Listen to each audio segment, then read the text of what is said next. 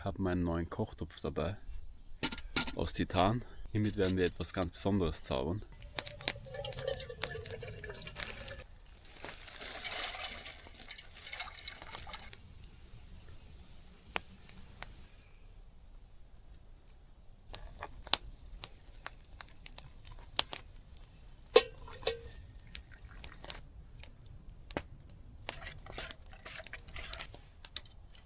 Das Essen ist gleich fertig. Das erste Mal Pasta-Asciutto im Wald.